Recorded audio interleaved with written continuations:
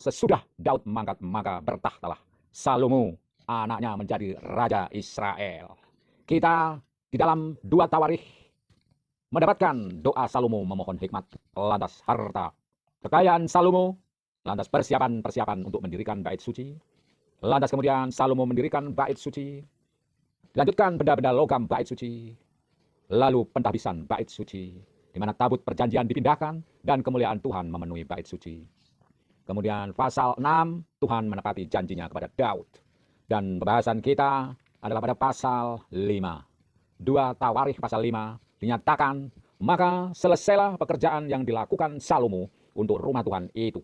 Kemudian Salomo memasukkan barang-barang kudus Daud ayahnya dan menaruh perak, emas, dan barang-barang itu dalam perbendaharaan rumah Allah. Nah, saudara-saudara, kita mendapati bahwasanya ini pekerjaan sudah selesai.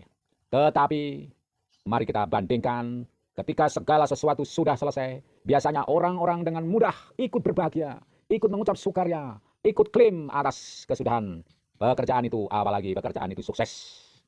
Dengan demikian kita melihat begitu banyak orang yang melihat hasil akhir dari suatu pekerjaan.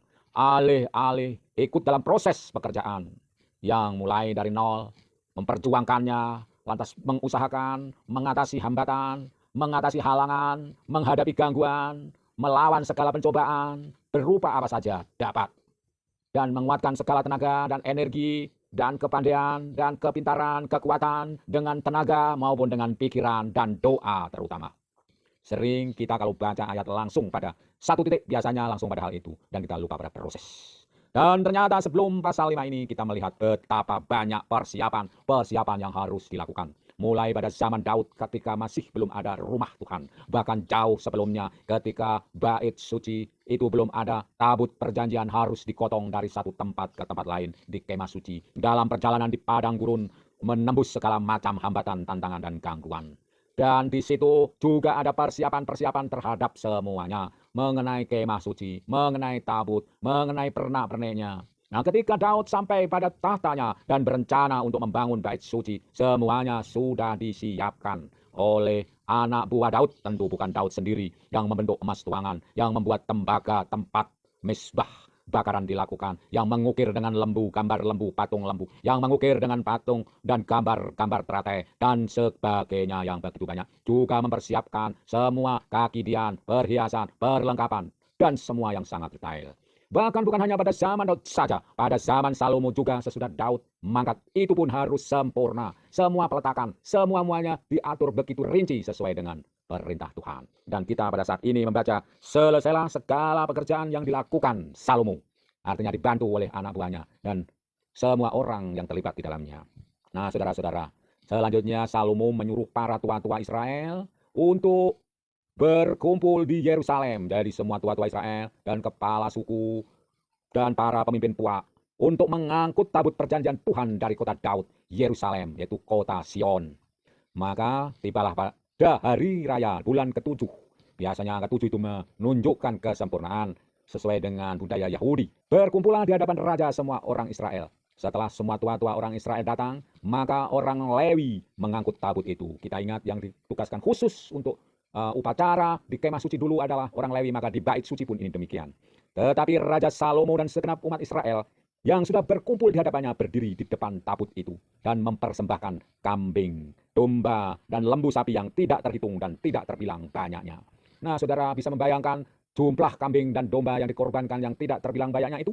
Ini pun kita tidak cukup imajinasi untuk dapat menggambarkan betapa kesempurnaan persiapan semua acara itu. Meskipun di endingnya kita lihat Salomo selesai mengerjakan pekerjaan untuk pembangunan rumah Tuhan. Sesudah itu pun masih ada upacara demi upacara. Nah, saudara-saudara, di sini dinyatakan sesuai dengan perlengkapan-perlengkapan yang ada itu, kayu-kayu pengusung itu demikian panjangnya, kelihatan dari tempat kudus ujung-ujungnya, dan di depan ruang belakang itu, tetapi tidak kelihatan dari luar. Dan disitulah tempatnya. Nah, dalam tabut itu terdapatlah hanya benda ini. Tidak ada benda lain di dalam tabut itu yang diusung oleh para imam Lewi itu. Ya, imam-imam itu membawa tabut perjanjian Tuhan itu ke tempatnya di ruang belakang rumah itu, di tempat Maha Kudus, tepat di bawah sayap kerub-kerub.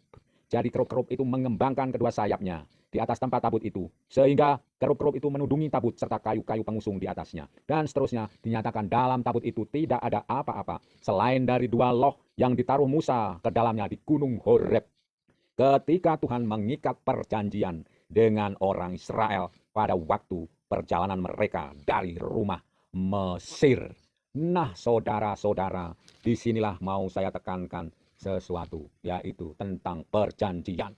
Betapa kudusnya perjanjian antara Allah dan orang Israel itu, betapa maha sucinya, sehingga harus diperlakukan sedemikian rupa. Dan di sini kita kembali teringat perjalanan bagaimana orang-orang dari suku Lewi yang tidak berkenan di hadapan Allah, mereka berniat baik untuk memegang tabut ketika oleng dalam perjalanan, tetapi begitu menyentuhnya, mereka kedapatan mati.